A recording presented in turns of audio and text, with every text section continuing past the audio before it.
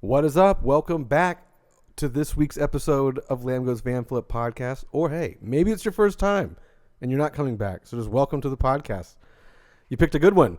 Today I'm sitting with, via the Zoom box, I'm sitting with Paul and William from the no longer defunct but current band From a Second Story Window out of Ohio. Early metalcore guys. How you doing? Welcome back. Where you been? Oh man, hiding in the woods, really.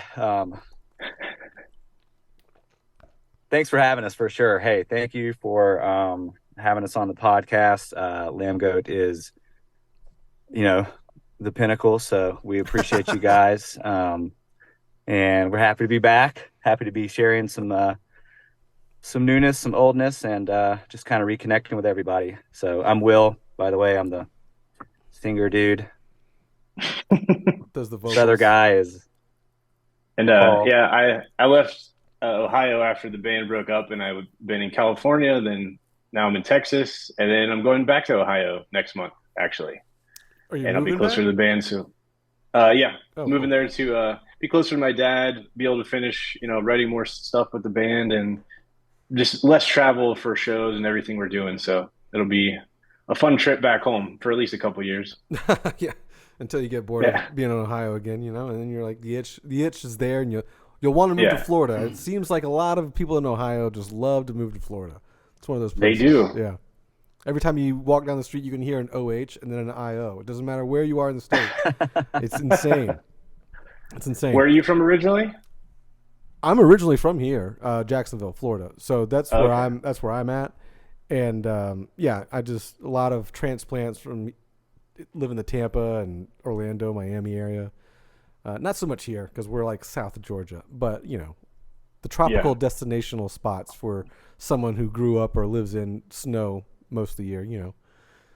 They end up there for sure. But so yeah, you guys kind of like I was going through the database right of Lambgoat because Lambgoat's been around for 25 years. This is our 25th year. I'm gonna keep saying that all year long. But That's yeah, crazy. yeah, it is pretty Yeah, crazy. congratulations on that. Absolutely. Congratulations. That's I amazing. did all the heavy lifting. I have to admit. No, I did not. That was Alex. Alex was the original creator and owner of Lambgoat, and kudos to him for keeping it going for 22 and a half years until we picked it up, or 23 years or whatever. But anyway, yeah, you guys were. I was going back through the news postings because we go back that long. We go back to '99, and you guys have kind of had some new news postings in the last handful of months, maybe a year or so. But you guys teased the reunion show at the bowling alley, and then you had some. You teased some snippets of new material too over the last couple of months. But literally before that, it was From a Second Story Window breaks up, and then that was the last one. You know, Like 15 years ago. yeah, like the last Yeah. input was from like 2008, and then it's like, oh hey, they're back. So Yeah. it wasn't anything in between. How like sometimes Alex might report on another band member doing something for another band, or this band got together on a weekend or whatever. You know what I mean? They do a lot of that, but not this Yeah, time we didn't around. do shit. Yeah, not this time around. So so yeah, I mean, you guys broke up. We don't have to necessarily We broke up. we don't have to get into that, but if you want Well, to, we that's broke cool. up. We got Mexican food the next day, and then I drove back to North Carolina. And it sounds like And Paul was like, I got to go to California. Yeah, yeah, I had to do the Ohio person thing and either go to Florida or California, right? True. I had a friend in LA, so I went there and didn't know what the hell I was going to do. I had no job or anything. I was just like, I'm used to traveling and having no money anyway, so might as well give somewhere else a shot. yeah, yeah. You had a really good time out there, man. You did a lot of cool things that you're still doing today, right? Like, Yeah. um, Yeah, I worked for a PR company for the last 10 years doing like social media stuff, graphic design, whatever, learning about the internet things. And now I do all that stuff for the band. So that's come in handy. Hmm. That's been fun to work on something that's like well, one that you're a part of, but two, just more interesting than the day-to-day stuff. Yeah, yeah. And yeah, I've been in Austin for 8 years now, since I left LA. So yeah, it's been cool. Awesome. What? And But like, don't. go ahead. I was just gonna say real quick. Don't let Paul fool you though. That Snoopy on Ice video you did was really, really good. Snoopy. Oh, I think you mean Charlie Brown Christmas. Oh crap! Snoopy Either on way. Ice. Close enough. Yeah, that's it's like a national musical I did the social media for, which Oh, is nice. funny. I sent him a video I made one day. It's like the Charlie Brown logo bouncing across. I was like, this is what I do. This is my day job. This is what I get paid Yeah. the big Yeah, bucks it's for. awesome. So awesome. It's cool though. I've been working from home for 11 years now, so can't complain about anything. Yeah, that is cool. Although you got to be more hard on yourself because you start working all the time. That's at least what I found with like the last couple of years is working from home. It's like I then feel like, well, especially working from home for myself, but working from home for another entity, it's always like they think I'm just dicking off, so I got to be extra, stringent on my output. So I got to be like more of a better worker. Which, what a rigmarole that is. Mhm. Yeah. That's the whole fucking. Yeah, you thing. got to find that work-life balance, you know? Yeah. So Yeah, go ahead. that's the hard part for me is like I have no problem like motivating myself to work because like the motivation comes from you get to continue still working from home and having all that freedom. But like because you never leave and I just walk into my office, like this is where I work. And I'll just sit here and all of a sudden it's 7, 8 o'clock some nights and I haven't done anything else and I just keep going. So like I need to like go outside. Yeah, I could talk to you about that all day long, man. That's like my life, basically. Do you do anything to like chop up the everyday? Because like, I've noticed that, like you said, you all of a sudden get into a time hole, and the other problem is my partner in Lambgoat lives on the West Coast, so I'm up before him, so I'm doing stuff, and handling the morning shift as we call it. But then he'll get on, and then we end up like in a chat on Discord where we're just talking like we're in the office, so to speak. And next thing you know, it's like, oh fuck, I've been doing this for 12 hours now, and Yeah. he's been on for 7 I- hours, right. 8 hours. I'm in the same boat because the people I work with are in LA. So, Mm. they're 2 hours different. So I could be here at 7 still going. It's only 5 for them. So it's not a big deal.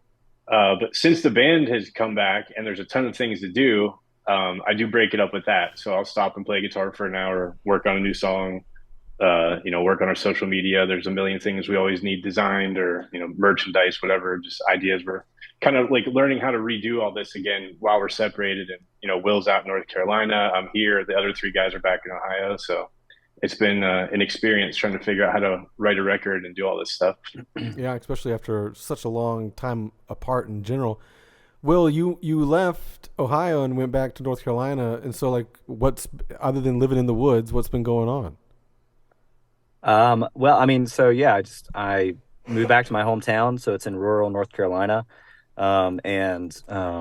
Gosh, in the last 15 years, I just kind of got back into the local scene. I started a skateboard shop, and so I ran Canvas Skateboard Shop, and I did that for 3 or 4 years.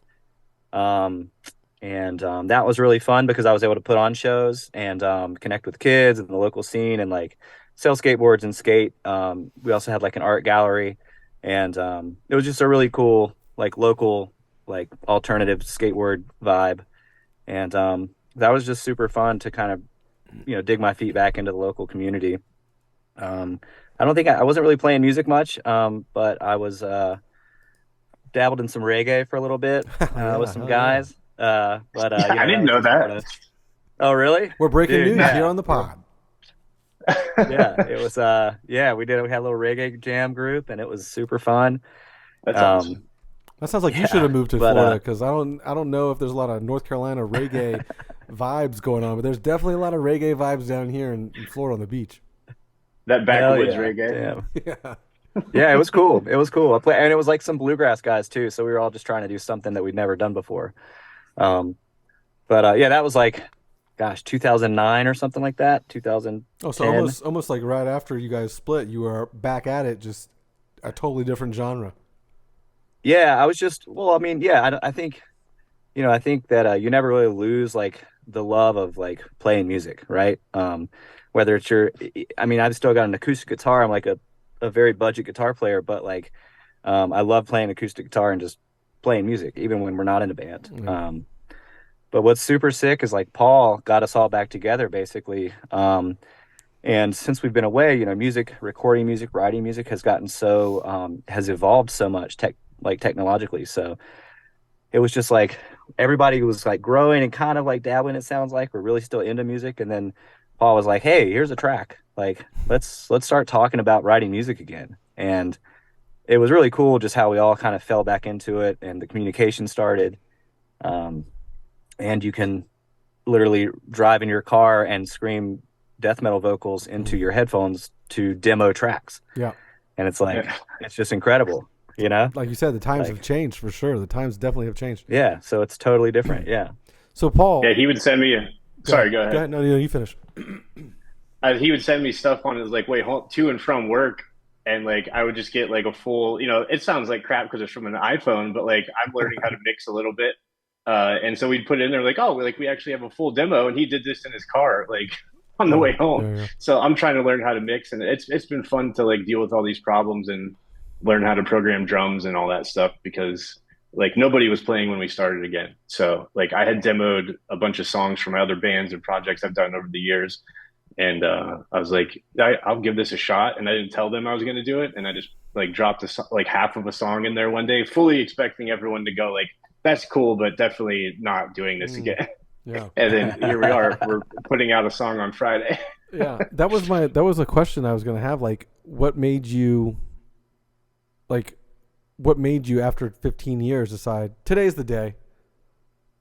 It was like in 2021 when Wax Festival put out our vinyl with all the old records that got everybody talking again. So we had like all six of us, including the previous vocalist Sean, was in a group chat, and you know, we were just reconnecting and shooting the shit every day and talking. And it was him first, I think, that we said everyone had the same dream at some point where like kind of like when you like wake up and realize you're naked in high school and you like freak out, but it was we're on stage and we're about to play a show, but we never practiced. And so it was like the most terrifying thing. And like multiple people in the band had that same dream. So we don't make that joke all the time. Then one day he was like, I had a dream we wrote an 18-minute long song. And I just go, what if we do that? And everyone was like, ha ha. So I just started like a minute and a half. And he texted me on the side and was like, you can program drums, right? What if you just made something and didn't tell him and just put it in there? I was like, I'm already on it. Yeah. So I was stoked. Everyone liked it and said, yeah, let's do it. So everyone got back to it, and I'm proud of everyone. They're killing it. Yeah. And you almost kind of relived the dream that you guys all were having, but you know, you practiced a little bit and played at a bowling alley instead of, you know, naked or whatever. The week before, or like maybe 2 weeks before, I had no nerves, and then all of a sudden it hit me like that this was coming. And like I'm out here in Texas, I only got to play once with them. Will got to play, or no, we got twice. I came up one more time than he did, but like the other three guys have been in a room for weeks or months and months. So it was pretty nerve wracking playing to the record. It's never the same as being in the room with everybody and like relearning all this stuff. And then like one night I just had this like crazy panic attack, like sat up on I got out of bed, like like the heart's going, and then like I got it all out of my system that night, and then everything was cool. But like it was like it all built up over the last year. Was it Youngstone Bowl? Yeah. Yeah, no, I definitely want to talk about the venue, but we'll get into that. What was it like though? I mean, within the span of before the Wax Vessel stuff, like, did you guys just, you know, like say screw it?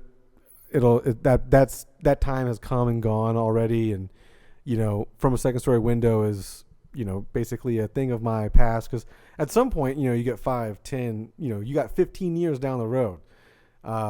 Now again, you know, there was like I'm sure you all saw somewhat of the resurgence, you know, post COVID or during COVID of like a lot of bands coming back, Furnace Festival getting a lot of bands to, you know, reunite, so to speak, for one time, and then like next thing you know, they're like, oh well, we liked getting back together, which, you know, spoiler alert, that's never a bad thing probably for most bands. But you know, like what made it after like 15 years for, you know, I mean, outside of the Wax Vessel stuff, like in that time frame, you guys just never even thought about it or batted an eye about it and just thought that was a thing of the past and the page was turned?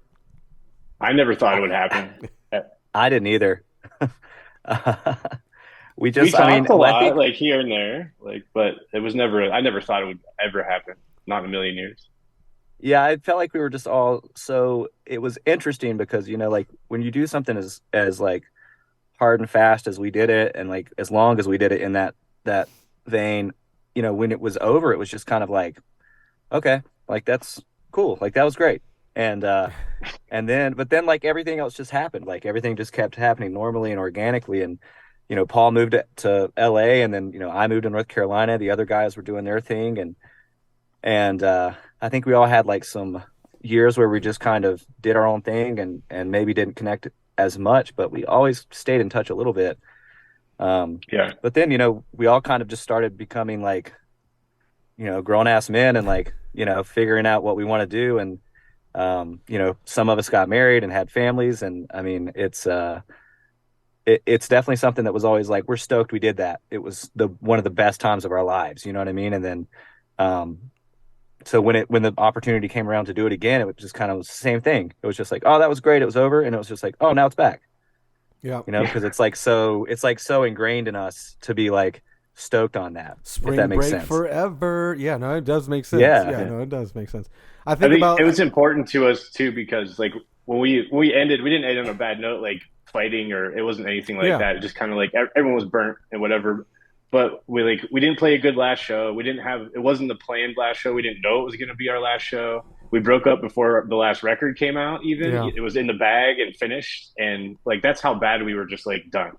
So this is important for us to kind of like come back and do our thing for a little bit, and then when we want to put it to rest our way, do a final show, after putting out new music and all that for a couple of years, then we can do it and be happy with it and not have that like regret yeah. that we just turned our backs and like moved on with our lives. So was it just burnout? Like, that's really what the cause was to like hang it up? Because I mean, like, again, like you just said, your record was already done. You already probably could have extended the life for another year or two or whatever, depending on whatever happens. Because also in that time frame, you also have like the social media is just starting to be a thing, and you guys missed out on that, that big Yeah. wave. Yeah. So Yeah. my thing is like, yeah, fuck, I got lost because Will was gonna say something. I was like, do I want to keep going? But yeah, so like, it's just very strange because you had the album in the bag. You didn't know that was gonna be your final show. You didn't have a final show planned, and then you just like walked away from it. And it just, I guess a lot of people don't really understand that mindset of it because you had so much kind of already pre-planned, it sounded like. And then outside of just being burnt out, I guess people would be like, something had to have been going on internally or this, that, or the other.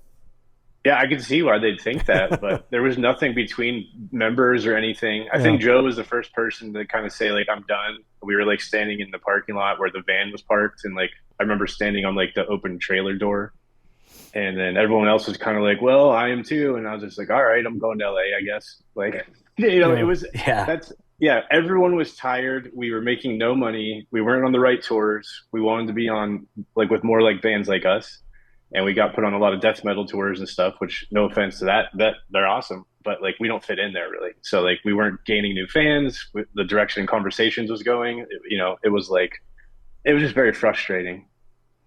Yeah.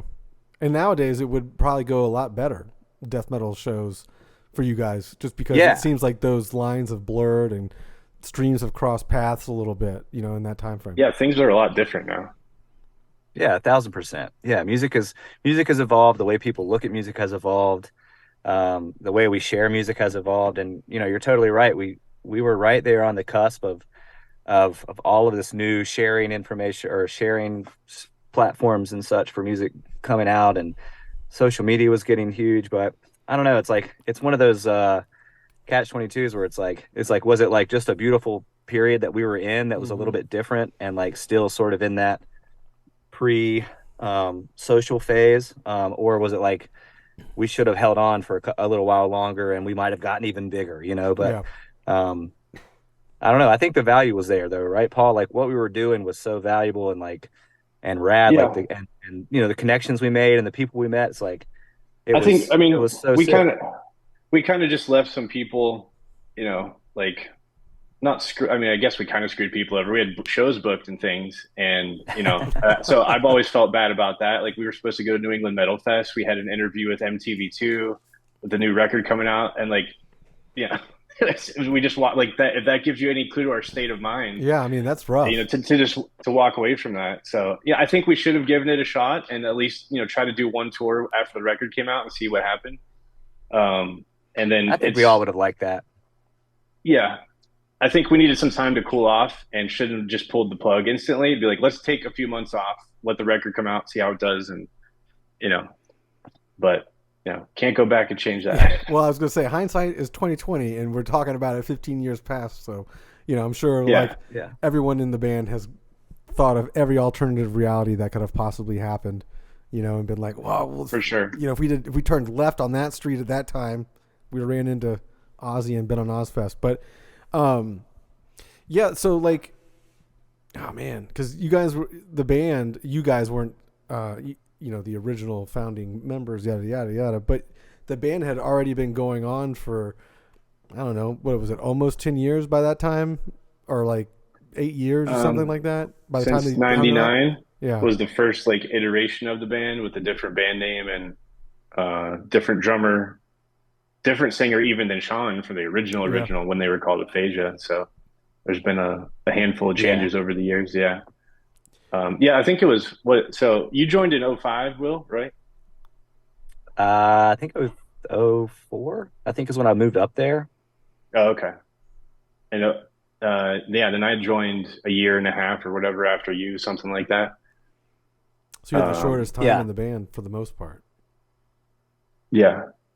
And then like Nick and I were originally in a band together when we were kids. Like him and Rob and I all went to the same high school, and the original singer, like way back in the day. So like, and then some of the guys in Robinson, like Jeremy was the original drummer of Aphasia, the guy from Robinson I played with. So like we've kind of just swapped members and always been around each other over the years. So when they kind of called me and asked if I wanted to start filling in first, it just like made sense. And I was like, hell yeah. Yeah, I'll ride this train out for another 18, 24 months. Yeah, let's see what happens. Yeah. I mean, I don't want to ask if there's any regrets, but I mean, yeah, we kind of went over a couple of regrets, but like, yeah, it had to have been like a really hard thing to at least bring up for the first couple of years after hanging it up. Had to have been. I think it was, man. I mean, yeah, it's kind of funny, like the more we talk about it, because we've all made peace with what happened, I think, but like it was so cool. Like we were doing well enough, and we had a good thing going, and we were writing cool music, and I think that like Paul said, there was some time to cool down, and I think there was some soul searching and like, oh shit, what the hell do I do now? Because that's just part of it, right? Like you're so ingrained in touring. Like we just toured nonstop. Like we toured 10, 11 months out of the year, and then we just stopped doing that. You burned yourself out. Crazy. You burned people out. Yeah, I mean, it's insane that you guys got along and being on the road that long. That's why, part of me is like, I know that like bands put out this, statement kind of situation for some issues or for some things that happen in the band, and that's just what they want to have, front facing information they want to give to the public. But like, again, you guys are in the van for 10 months out of the year grinding it, and it's not like you're in a bus, playing auditoriums every day or whatever. It's, at that time it's still so new. Like the scene, hardcore and metalcore still are so new in that early 2000s era. I know there were days that you hated each other, because I hated my band and I was best friends with all those guys growing up. You know what I mean? So, but again, I look fondly back at all that time, even the bad times, because it is like Will has said, it's an awesome time to have been able to like be a young adult and just go out around the country. You guys were doing a lot more than we were doing. You guys were a part of a weird mathcore, metalcore wave that really, now looking back at it, played a big part in influencing a lot of bands that came out after 2010 and going and so on. I mean, we're seeing somewhat of a resurgence nowadays for like, mathcore type adjacent bands. So Yeah, I mean, God, there have to have been some time where you're just like, fuck, dude. And I mean, and again, that's why I go back to the 15 years thing. Like, you had like a year after that, you could have been like, fuck it, you guys want to get back together, or just Yeah. I'm surprised that really didn't happen. I think you might have texted a couple times saying like, let's go on the tour, write a new record or something, and everyone's like, LOL. But I was antsy. Yeah, I was antsy, dude. there was no I never real like hate between anyone, or like aside from like the brotherly arguments because of proximity that were occasional. Like we got along really well. I don't ever remember like a terrible fight between anyone. Yeah, Just bickering. I don't remember really hella fighting at all. Like, honestly, man, I think we're all just so stoked to be there. Really, like, and we had a lot of good stuff go on, but we were just, I don't know. I mean, I definitely think that there were months, maybe the first year out, we were just like, damn, like maybe we should try it again. But then I joined this reggae band and. Fuck life that, moved on, man. I got bitches I gotta win over at these bar gigs now, dude. Rasta girls, right, dude. Bro. Hey, 30 cat bar room is way fun, you know? What was your reggae project called? Oh god. Bright Lights.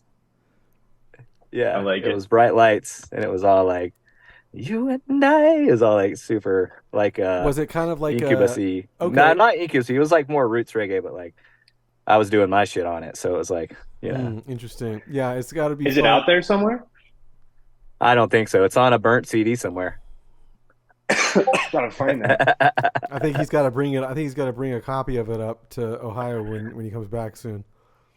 We'll put it on the new record. It'll be a bonus track. B-side, digital exclusive. That's right. So yeah, let's talk about Bowling Strikes at the Bowlerama for the reunion show. So, how does a reunion show come back? I mean, obviously you guys are texting the group chat. You got these ideas, and again, it's wild that you all kept in contact for 15 plus years after the fact. You know what I mean? That's also commendable. So I'll give you those flowers there. But so you guys, thank you. You guys got the little track going, and then you're like, hey, let's do a show, and then just run me through like how the reunion show came about and the choice of venue for it. I think the show idea came first because like writing music was like, that's a whole another beast. Like, are we going to go down that road again? Or like we just get back together, put out the vinyl, do like a surprise announcement. We do one show and like, that's it. And I think that was always on the table. And then Joe knew this venue, Westside Bowl, and he was like, suggested it right away. He's like, we got to do at this place. The sound is amazing. Like bands love coming through and playing here. Local people love it. It's got great food. It was just perfect. And he was dead on. Like I wouldn't rather have done it anywhere else. They were so great. The sound was amazing. I think that was just kind of like, that just fell into place after he suggested it. And we were like, yeah. Interesting. Yeah. I mean, I wasn't sure if it's just like because we don't have shows necessarily in bowling alleys down here. So I was trying to like imagine in my head what that would be like. And all I can imagine is like the beach side bowling alley. And like, I'm just like, how do they like build a stage like on the lanes? Like, I'm like, how does that even work? But they did, but it's permanent. Is it? Well, so they cut the lanes in half. So they took out like 12 lanes or something, but they cut them in like halfway down. And then the pit area or the floor level is all the concrete that's underneath the bowling lanes. Right? So there's like half lanes and then like this big amazing stage that is bowling alley, like bowling lanes. Right. And it's really cool. It's like it's a really artistic and cool spot. The folks there are very creative, and like the way it looks like a venue, but there happens to be a bowling alley in the venue. And you can bowl during the show and stuff. That's a thing. Yeah, I think for sure. Not all shows. Like, I don't think during our show people could, but like during like I thought they were bowling. Were they? I don't remember. But like while you're on stage, you're literally next to the other lanes that are open. Yeah. And you can turn around behind your amp are the old machines that like, whatever they're called that move the pins in and stuff. Like it's really cool.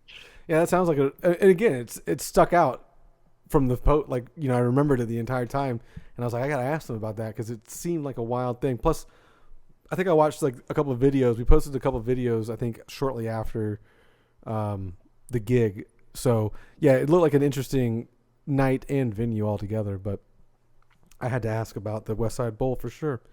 Sounds like they do that regularly there. So, you know, for us that aren't privy to Ohio stuff, you know, sounds like that's a normal thing up there. Yeah. Yeah, it's the Stop Youngstown in if you spot. ever come through Youngstown, for sure. No doubt. West Side Bowl, big ups. I don't know if I'm really ever in Ohio that often. Although I think the trading card, sports card national convention is there this year, so I may think about trying to go to that in July, but don't hold me don't hold me to that. So yeah, let's talk about new material because that's one of the things that people definitely want to hear about from the band that's, you know, coming back after 15 years, almost 2 decades. So, I mean, a lot of the albums that you guys have had, not a lot of the albums, but, you know, like the later album is different than the earlier album, you know, different than the middle album. What are fans, like, what can fans expect? Is it going to be a mix of all three?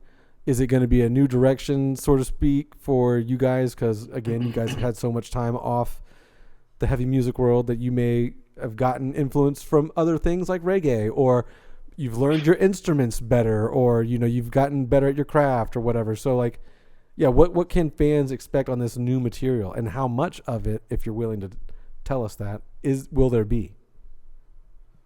I think, like you said, it will be a mix of every little bit of every record. Wanted to revisit, you know, stuff from the EP, a little bit of Delenda, definitely still conversations, and new things. Like I've spent the last 10 years demoing songs for a pop punk band I was in. It was kind of like a day to remember style pop punk with breakdowns, that kind of thing. I'd done a southern rock project and been in GarageBand and Logic and figuring all that out. So I definitely got better, not just at guitar, but just learning more about harmonies and arrangements and how things work. And so I think I'm much better than I was 15 years ago as far as that goes.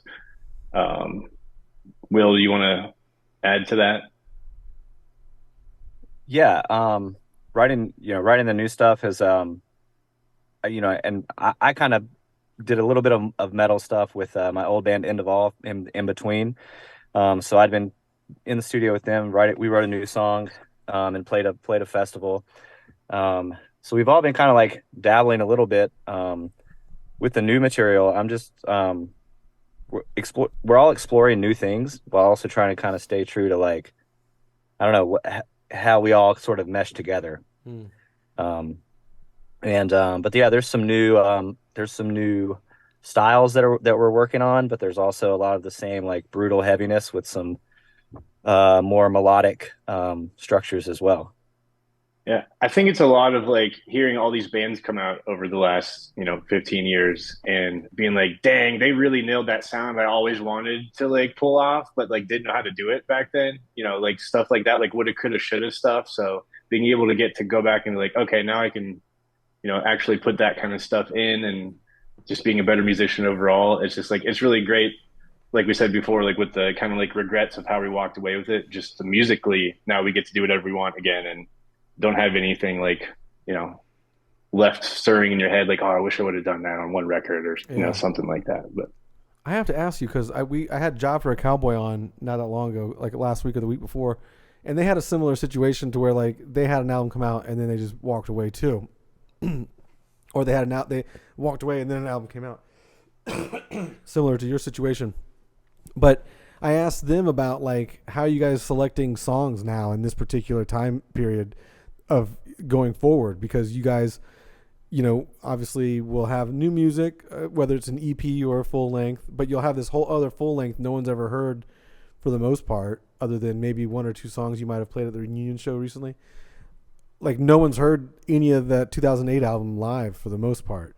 So like, how are you guys going to juggle the fact that, like, because you don't know what songs people like off of that live or anything like that, because certain songs, that's a great question. Certain songs hit different live than they do on record, so you can't go by streaming numbers all the time or whatever it is. So like, I guess, have you even thought about juggling that monster yet, or No, you just that's the first time I've thought about. So I don't want to be blamed for you waking up in cold sweats now, pre-shows like, oh, what's the set list going to be? I think we had our. Sorry, go ahead, Will. I was just going to say, I think it's like we kind of benefit from being from kind of back in that time period before it was like a metal hardcore band's set list was based on metrics. And it's just kind of like what we know feels right, kind of. Because I think when we played our reunion show, we picked a handful of songs from Conversations, and they were really well received. And it seemed like they were the songs that we felt would relate a lot to what kids were, or we hoped they would. And when I say kids, I mean I was going to ask you about that. Now. You thinking kids are pulling up to the show? I'm always going to listen. If you're a hardcore kid, we're always going to be kids. True, I agree. How it's always going to be. Anyway, but it was really great because the songs that we felt were sick and like we could resonate, they really worked, and so we've got a lot of direct feedback there versus like waiting for us, like, and now obviously it is, we're older now, we understand metrics, we understand the way that business works more so, so it's nice to have an innate feeling about shit, but it's also good to be able to say, we'll put this song out and go, all right, well, this one's working well, and we can definitely play it in this spot or whatever. So it's like head versus heart, We played 4 off Conversations at the show, right? I think. And I remember just getting access to our like Spotify and Apple Music again and just going like, let's look at the numbers. This will be like fun to see like what's been happening for 15 years. And like there was a lot of Conversation songs that floated up to the top. And I think it's like, I tried Voodoo once and then Most of Us Are Normal, which are the polar opposites, like are the top 2 songs. So that was really cool to see. We're like, we have to play that one live. And I think we played Leaving the Earth, an early version in Europe, and then maybe one of the other ones before, but like none of them have been heard live since the album came out. So it was really cool to do that and see people like singing along because like I have no idea what's going to happen. And it was amazing. So I think we'll try to do a mix, we're going to sprinkle some things out and finish what we're working on now. We don't really, I don't think, have a complete like grasp on exactly what it's going to be. Like, will it be just an EP, a full length, or start with some singles and then do something separate from those?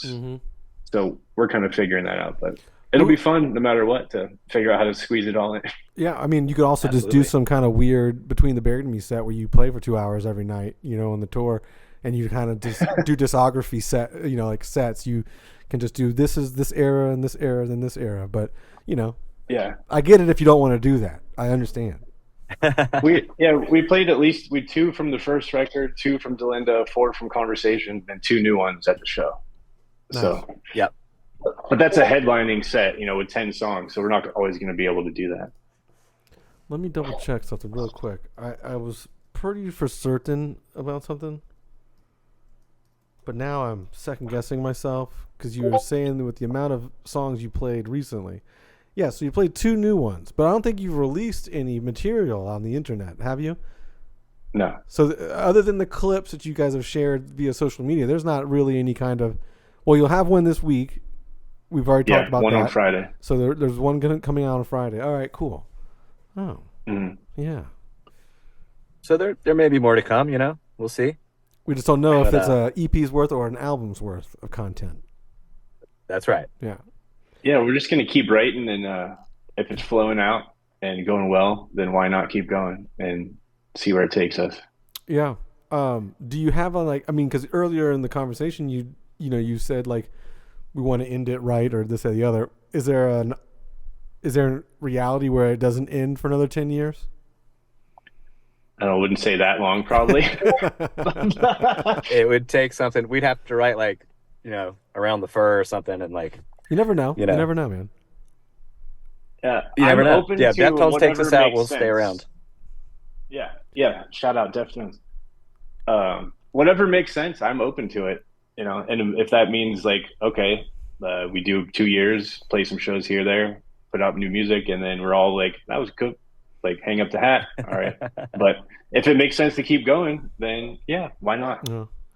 It's going to be something new, probably for some of the other guys juggling both their day-to-day lives that they've had the last 15 years, along with this new thing that's, you know, a bunch of 40-year-old dudes wanting to see your band after 20 years it's got to be a weird feeling for everybody. So Yeah, it's cool though. It's really cool because it's you know, a lot of people are like sort of re-excited about, you know, our you know, metal hardcore history, you know, and it's like they're looking back to bands, and bands are getting to come back and play, and like I'm gonna go see Zayo soon. Like that's incredible for me. Like, you know, and I mean, you're looking at bands that were your like favorite band and they inspired you to do something. So it's just cool. It's like a cool time in music, and it really makes sense for like us to try or just to reconnect it, like, or like re-spark it. And I mean, hats off to Paul, because like he just was like, dude, let's jam. And we were like, what?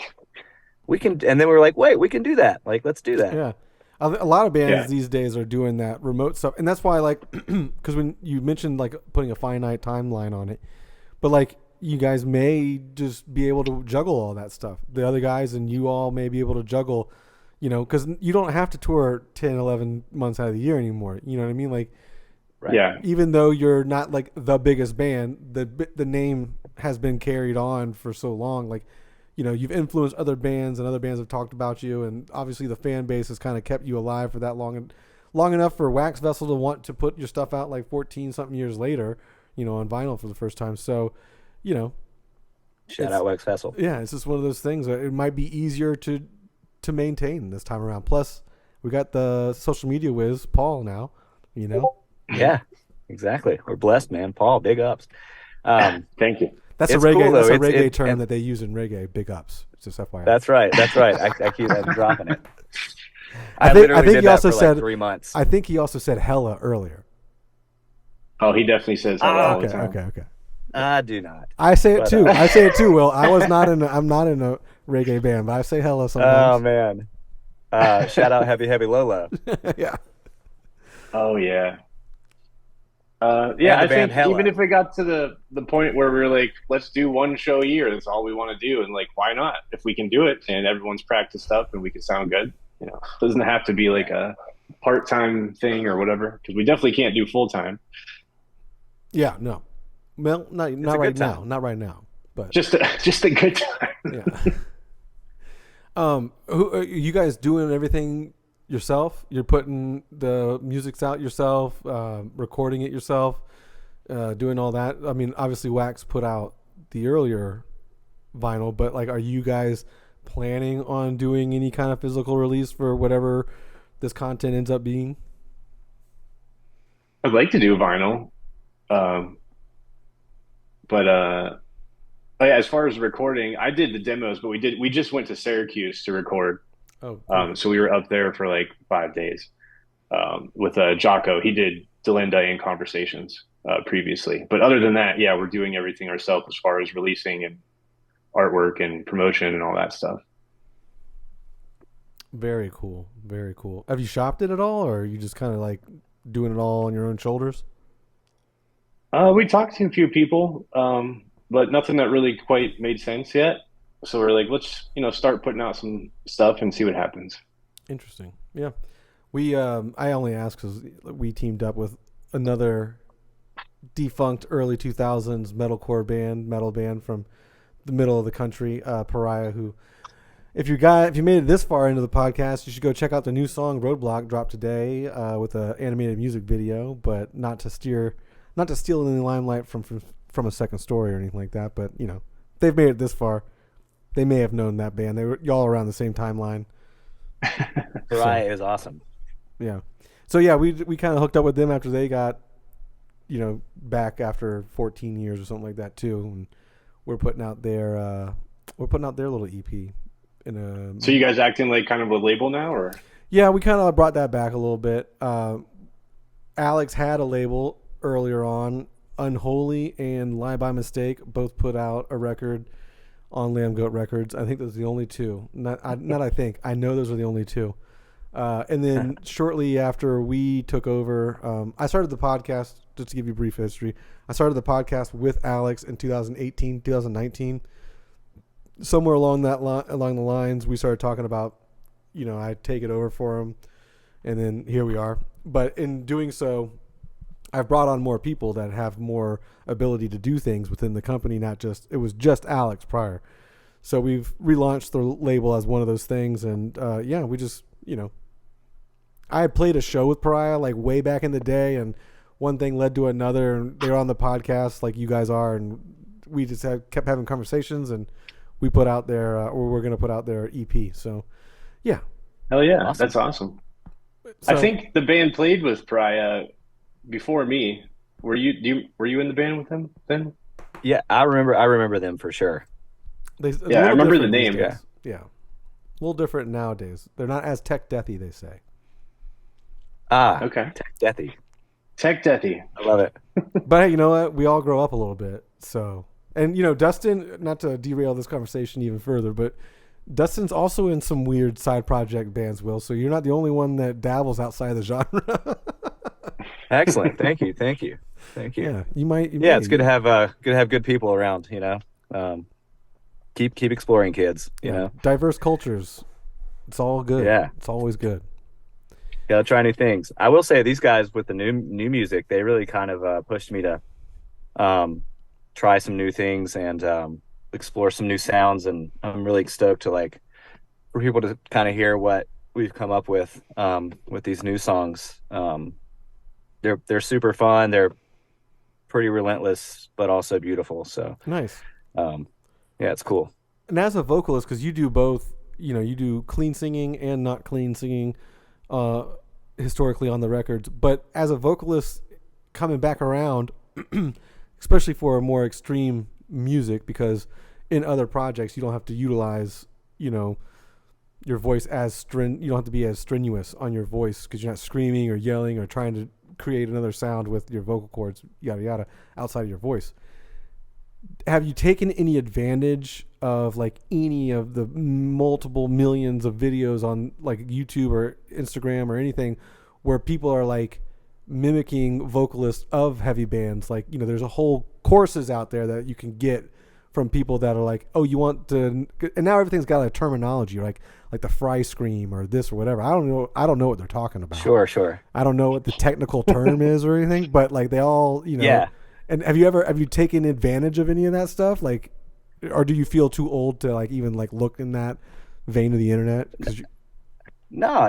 Yeah, I've when someone told me about those kinds of videos, I definitely watched them, just as it's interesting, right? It's it's cool to see this form of vocal expression being analyzed in a way that is kind of being broken down and recreated or taught because a lot of it's singing and screaming and using your voice that way is it can full on damage your voice if you don't do it correctly, right? I mean, and a lot of us older dudes just kind of figured it out, but I think that it's really cool. And I did watch a couple of videos when I was retraining my voice kind of, and, practicing in my car on the way to work. I was just oh yeah, this is how you do this. And then those videos were oh yeah, awesome. I am doing it right, so that's cool. And, but, I think go ahead. No, finish. Well, I was just it's really cool. It's that we've kind of talked about our band was this almost modern metal band, right? But we're not, our music might have was going there, and our music made it, but we still kind of didn't as dudes. So it's catching up and learning new things. And I'm not saying we're idiots or anything, but it's fun to learn the new processes and the new styles. No, and I also think that people in your position nowadays, people that are your age from when you were in a band in current times, it's a little easier. That information is more readily available. A lot more bands have come and gone in that time frame. They have terminology now for certain sounds and noises and stuff like that. Whereas in the beginning of time, it was all just very, we just making it up as we it went. sounds like widdly. was- It's a widdly part. This part, that part. Yeah. Make your voice sound like this. Diddly diddly bree bree diddly Yeah, diddly yeah, yeah. diddly It's a diddly. pig squeal. I think it's a pig squeal. That's what. Yeah. But, Yeah, the brie was the first definition of in metal, right? Like, I think that Can you do honestly, yeah, brie. And I was like, Yeah. yeah, I think Okay. that was the first or whatever you want to call it. yeah, pig squeal and brie. Remember- Naming. Pig People squeal, would use yeah. that to describe bands and not just the sound. As I remember one insult to my old band Robinson. I think it was in the Lambgoat comment section on something, and someone was like, "Oh, they're so brie," and someone else was like, "Oh, they're not really brie." He's like, "Yeah, but you know what I mean." Yeah, It's like, it's just like an umbrella okay. umbrella comment. Like, whoop, throw it out there. Yeah, Yeah, so awesome. it's funny. Yeah, no, I mean, but I wonder if it, if things would be.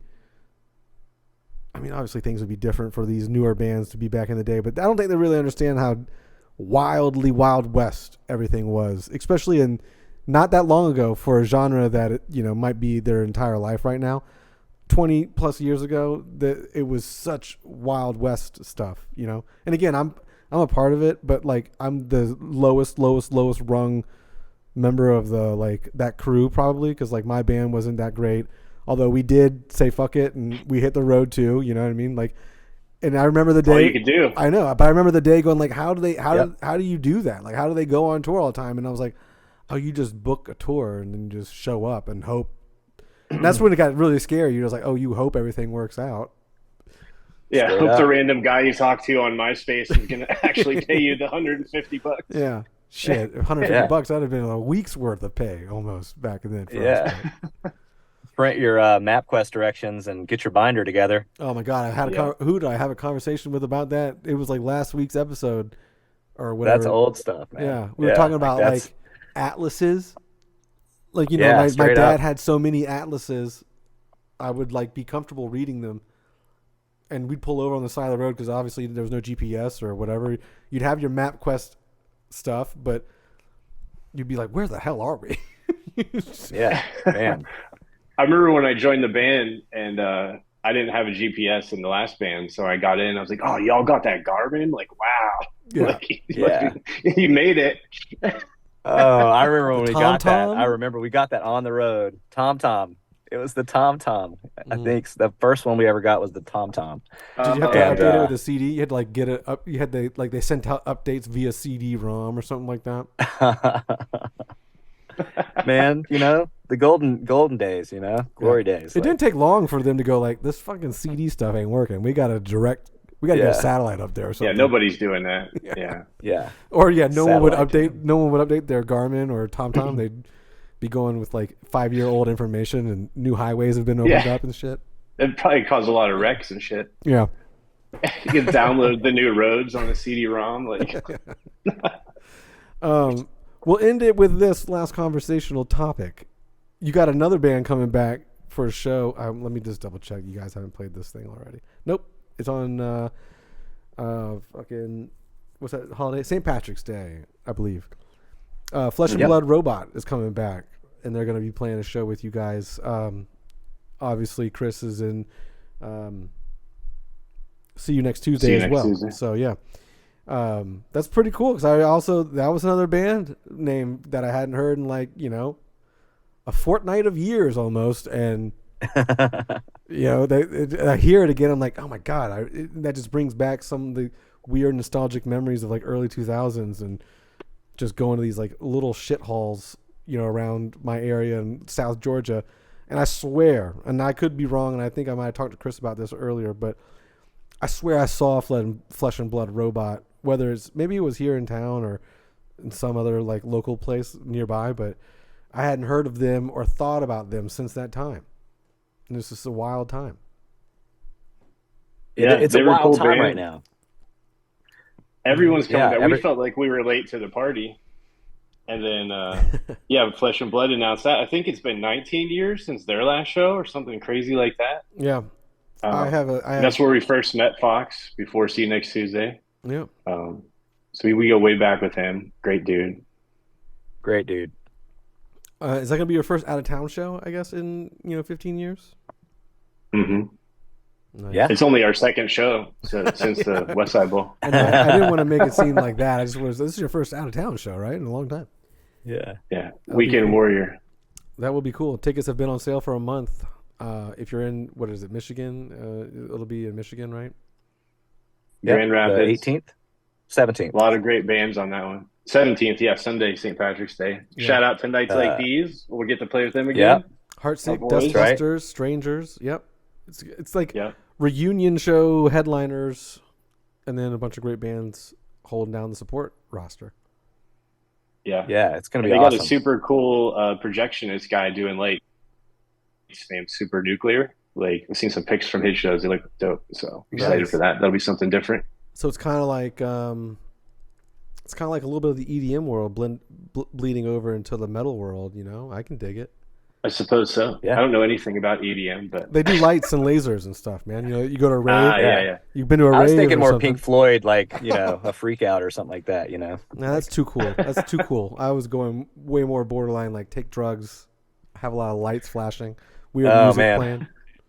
I mean, Pink. That's also Pink Floyd. So I don't know. Maybe we were. Yeah. Yeah, you described the same thing. Yeah. Just a different, maybe different kinds of drugs. That's all I should. I don't know. Yeah, I don't Probably know. different kinds Depends of on who you're drugs. hanging with, but man, yes, it's gonna be fun. Pyramid Scheme is the venue, and it's supposed to be super sick. That's one of the coolest things about getting back together and playing music again is getting to see a lot of old friends, reconnect with a lot of cool people, make new friends, and just play shows for people who have seen us in the past and haven't seen us in the past, because there's still a lot of life to live and a lot of fun to be had and music to make. And I mean, dude, I'm literally just so stoked to be able to do it again. And, you know, thanks to Paul and the guys again, because they got me out of the woods and away from my pig farm. And, you know, so I'm out there hollering again. So I'm stoked. Thank you. Like, thank you, everybody. I'll put a blanket thank you out there for everyone. Yeah. And Getting vocal lessons from the pigs out there. You're a Bree band now, guys. So That's exactly right. Yeah. Shit. God, there was one thing I was gonna ask. I was gonna end it on that. I don't know. The pig farm thing threw me off, and then I had to like remember to say that part. But that happens. That happens a lot. That happens a lot with me. You'll figure it out. But I appreciate you guys for coming on the show. God, fucking, what was the last thing I was gonna ask you? It's gone. I apologize. It's gone. Either way, Flesh and Blood Robot from a Second Story window. March 17th. Go to that. You got some new stuff coming out this week. Friday, a new song. You got another new song that you aren't going to let us know when that's coming out, but we know you got at least another song because you play it live. You can hear that March 17th in Grand Rapids. But yeah, we look forward to more from you boys. Obviously, we will help share whatever you need. And yeah, maybe don't hang it up after a year, you know. Just let it breathe a little bit, guys. Get some air. We won't make any harsh, quick decisions this time. Yeah. Awesome. Well, I appreciate you guys being on the show. And if you don't mind, I'm going to cut this off, but stick around just for a quick second afterwards. And then I'll let you go. But yeah, thanks for coming on, man. Thank you very much. Thank you so much. Later, everybody.